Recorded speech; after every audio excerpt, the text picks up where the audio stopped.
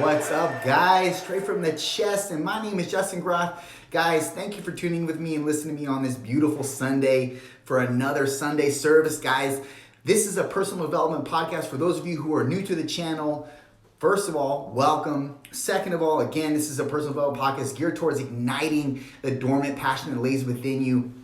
And guys, if you're a veteran listener, thank you as always. It means a lot to me, guys. And, normally on this podcast, we do a We're Not Friends segment, right? Those of you who are veteran listeners, you already know about that. And today, I don't have a We're Not Friends segment for you. But what I do have is something that we're going to start today.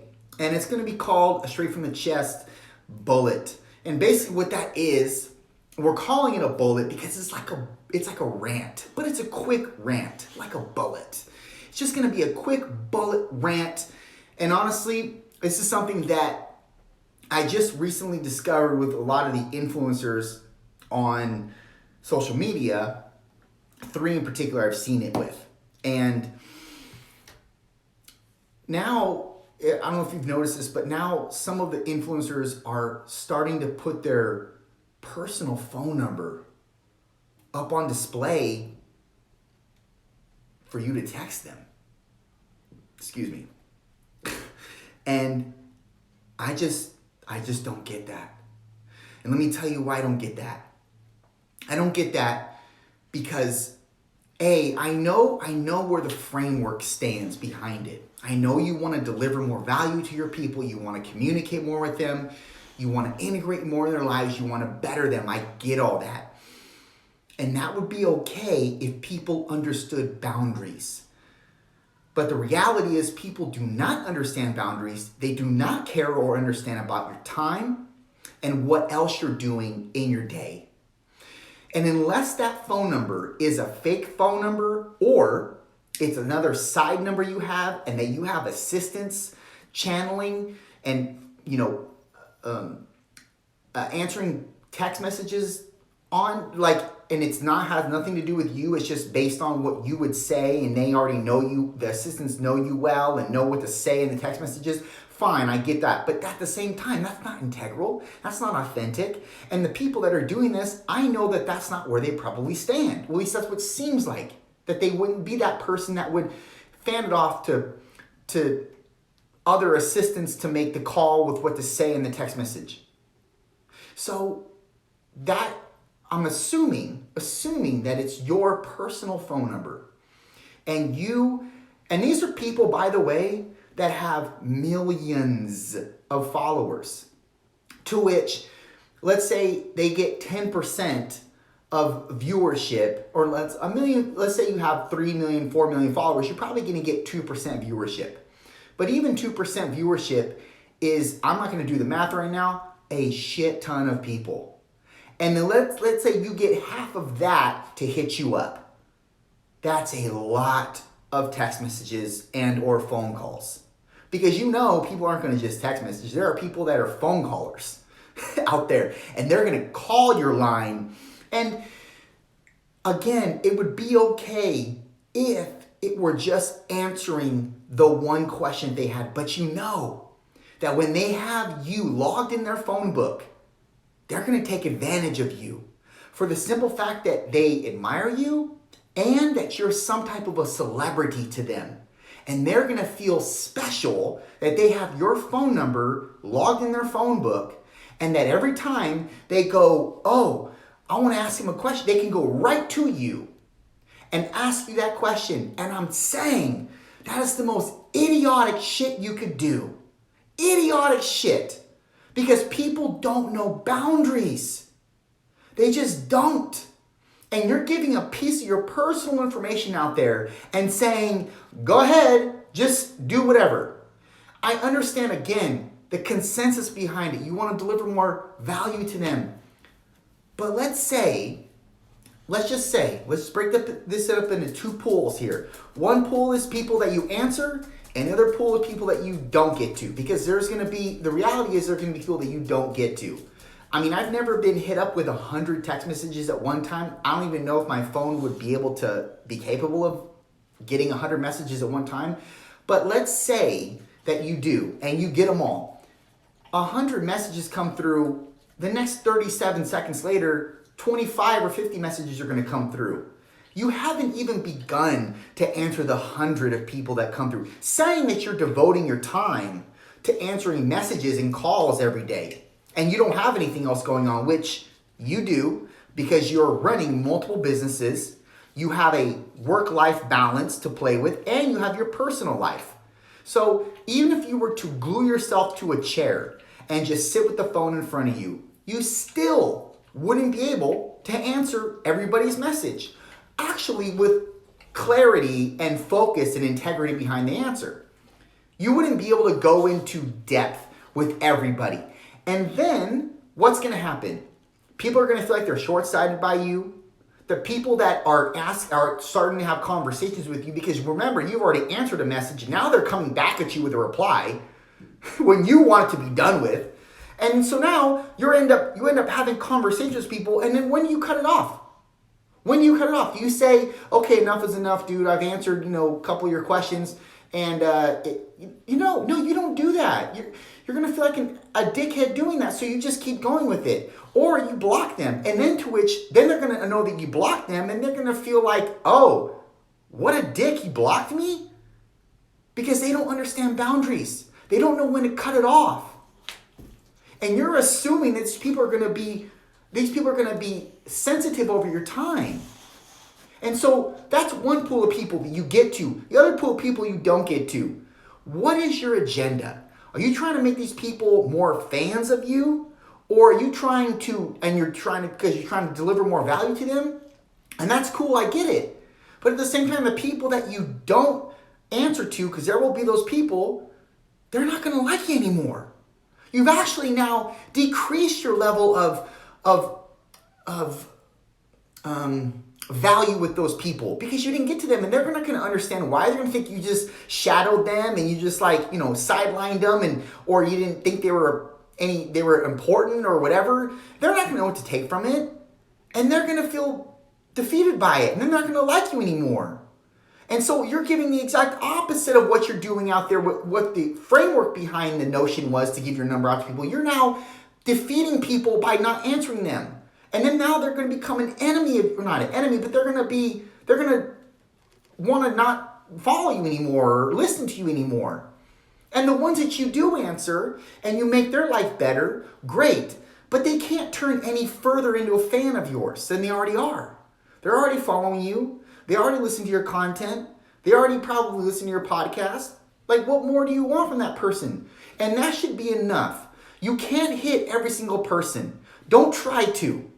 If you do that, you're just going to make more qualms within your own circle. And then it's going to defeat you, the provider. Because you know that you want to give out to everybody, you want to do for everybody, but you just can't.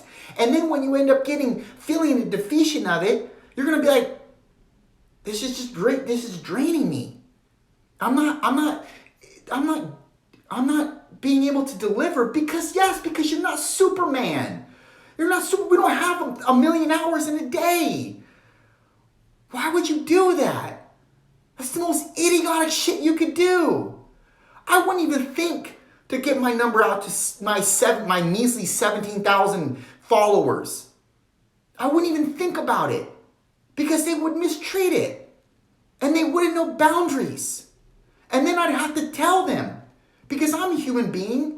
And I got my own life to live, even though as much as I want to deliver value, there's a time and a place for that. And what I'm saying is people will not understand boundaries. I can't even imagine you having 3, 4, 5, 15 million fans and you doing that. Not to mention different time zones and hemispheres you're dealing with. People are hitting you up all hours of the night. Why would you do that?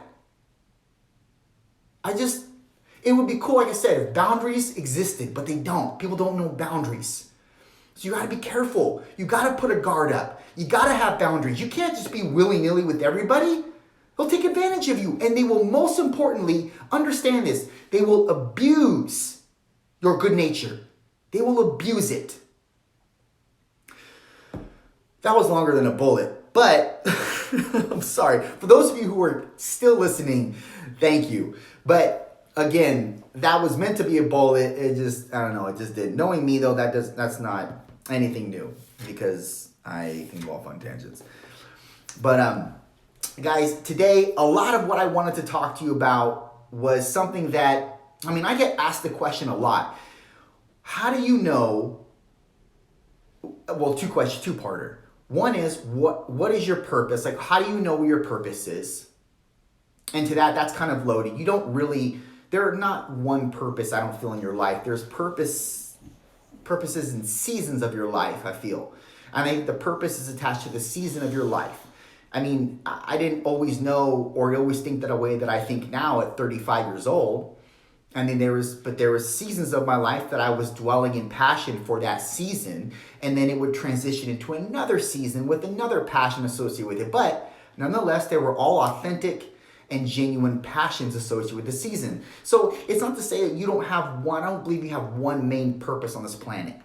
That's kind of short-sighted to say for a human being. But you have one legacy you're going to leave, but it's going to be the affiliation of multiple different things you've done and multiple different impactful things that you've accomplished on this planet and or with people.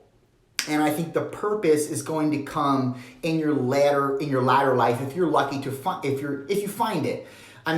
Like if you're someone like Kobe Bryant that finds it at 17 years old, finds out his talent is basketball at 17 years old, and that's all he does, and that was his legacy, that was his purpose, was to inspire people through the use of the work ethic that he consumed. And that's he found it early on, great. But some of you don't find it until you're in your 30s. So again, that's kind of loaded to say to answer what your purpose is. One, I feel like it's innate to you. You already know what it is, and you probably keep suppressing it. And I've said that time and time over again. That's not going to change. Most of my answers to these things are going to be linear for years and years and years to come because they're not going to deviate because they're just formidable truths to me. And that's something that I feel like people already understand where they should be, but they consistently tussle or wrestle with comfortability or let's say security. And that's what really gets them. That's what will end up taking them out of their main purpose on this planet, because what their purpose isn't going to look comfortable or secure in the first transition of it all, or in the direction of it all. It's not going to look comfortable. It's going to look scary. It's going to look questionable, and it's going to look like it could not work. But at the same time, there's something inside of you that tells you, no, this is going to work. It has to. So there's that question, and then there's also the thing that couples right behind that is, how do you know that what you're doing is working? And my answer to that is, you don't know. You don't know if you know what you're doing is working.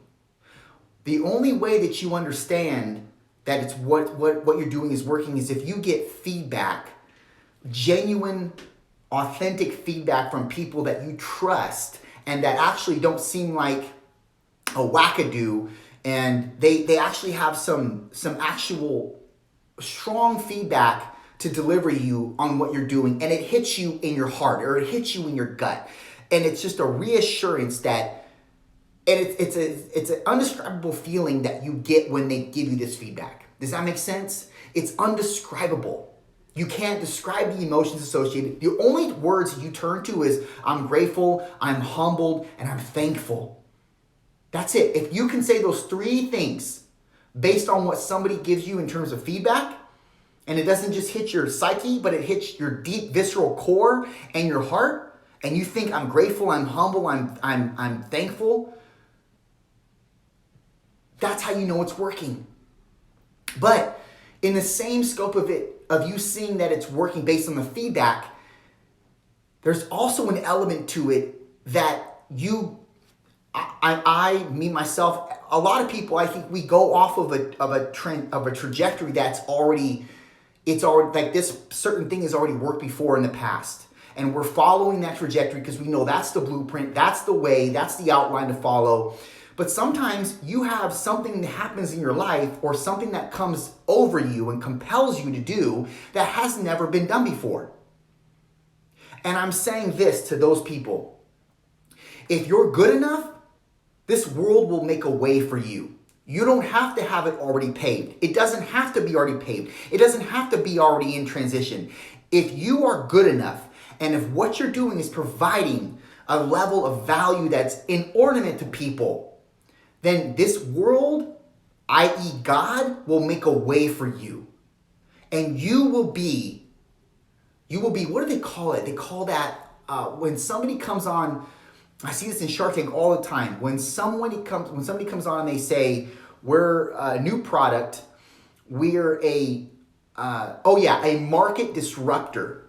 You could be a market disruptor, being the fact that you're giving something to the field of people and a value that has not ever been done before or hasn't been centered around before. But because God put the passion within your loin to be on fire for that thing and to exhaust it and just congest yourself around it and just choke it out as much as you can to be the point where, to get to yourself to the point where this is all you think about, it's all you're passionate about, that's it. That is for a reason. And when you get to that point, that's what I'm saying is, if you get to that point, you're clearly going to be good enough.